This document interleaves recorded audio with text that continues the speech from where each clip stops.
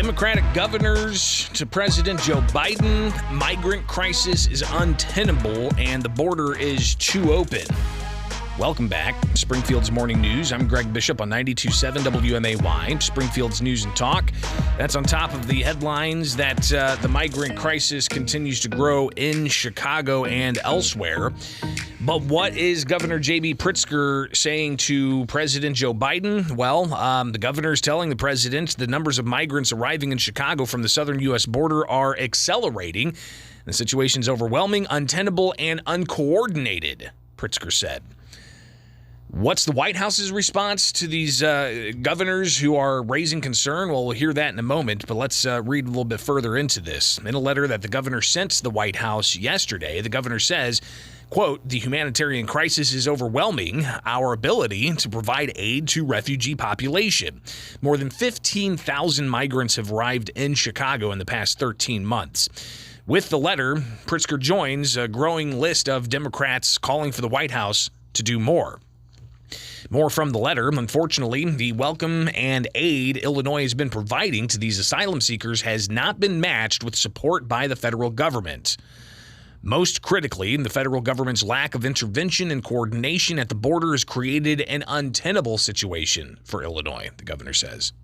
Illinois taxpayers have covered more than $300 million, $330+ million on services for migrants, a number that Pritzker said is growing each day. Quote, "That's a massive amount of money for a state still overcoming the health and economic effects of COVID-19.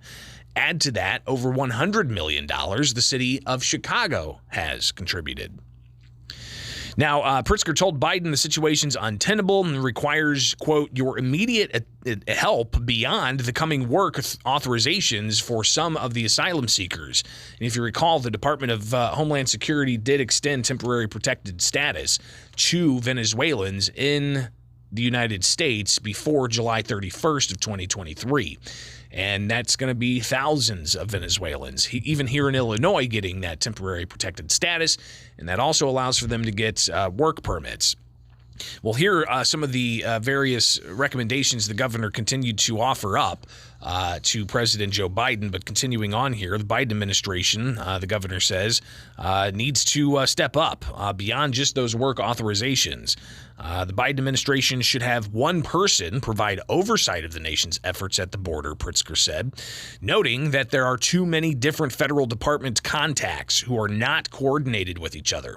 And this is what's interesting. I thought the vice president was tapped to be like the border czar, right? The person who kind of oversees what's going on at the border. Where's Kamala Harris been? Where's the vice president been on this? And is she not the one that's been tapped to help address these issues? But the governor, Pritzker, he goes on with his letter. He says a single office with an identified leader must be assigned to work for the cities and states across silos of government to manage the challenges we face. Quote, "It is time for the federal government to take a much more active role in managing the transport and destination of the transport of asylum seekers." Pritzker said that it's untenable to allow just one state to lay the burden upon a few states run by Democrats. Here's what's interesting. Now, the governors tried to make this political, saying it's just Republicans who are shipping, as he says, these migrants, these non-citizens, some seeking asylum, some crossing the border illegally.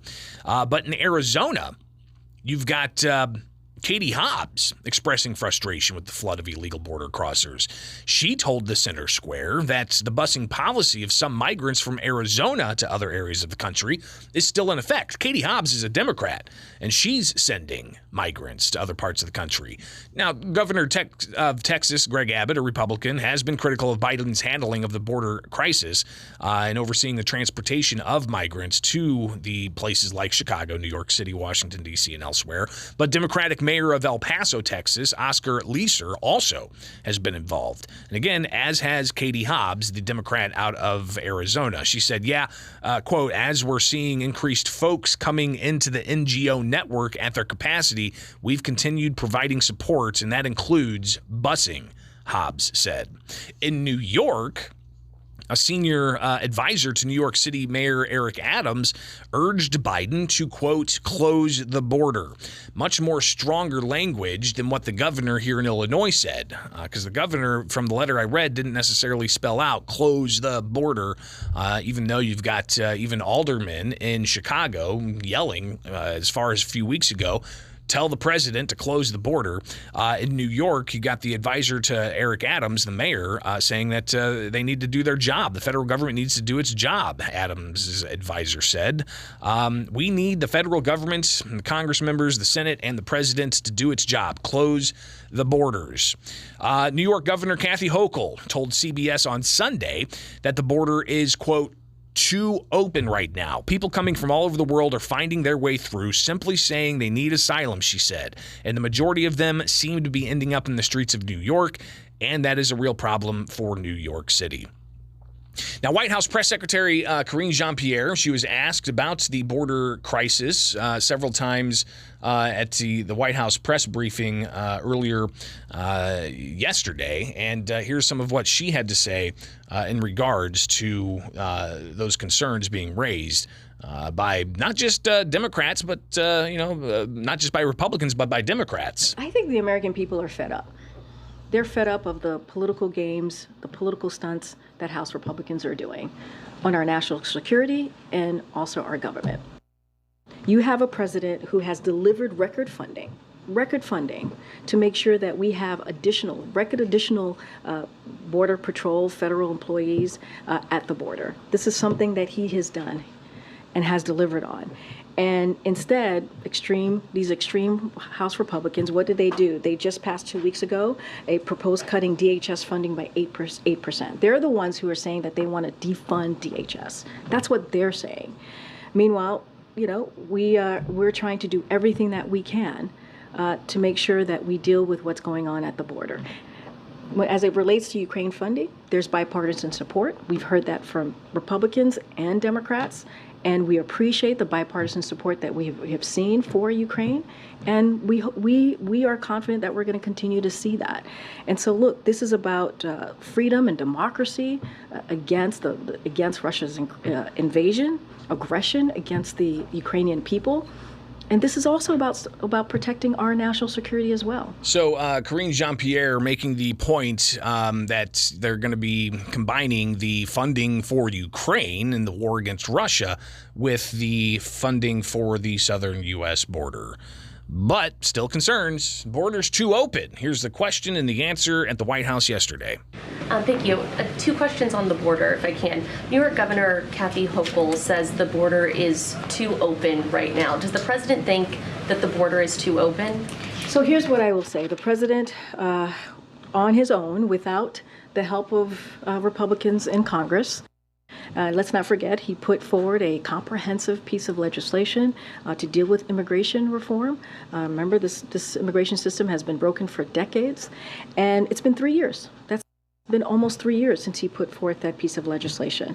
And there are three things that he has moved forward in when it comes to his plan and looking at the border. There's enforcement, and so we've deployed additional troops and federal agents to the border and removed or returned more than 250,000 individuals since May 12th alone. That's what we've been able to do without the help of Republicans.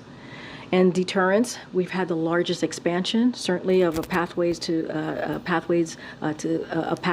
in decades. And we've made clear that attempting to cross the border unlawfully will result in prompt removal, a 5-year ban on reentry and potential criminal prosecution. And let's not forget the diplomacy that we have done with the region, including Mexico, to deal with this issue, because this is a regional issue that we're seeing as it relates to unlawful migration. So when the president looks at what's happening at the border, he sees a border that is effectively closed. What I'm saying is that the president, without the help of Republicans, is doing everything that he can to deal with the border. That's what he's been able to do, while Republicans try to push forth a CR to take away the federal agents that we see at the border. That's what he's trying to do. They're trying to politicize it and make it worse, make it worse. That's what Republicans are trying to do, and turn it into a political stunt.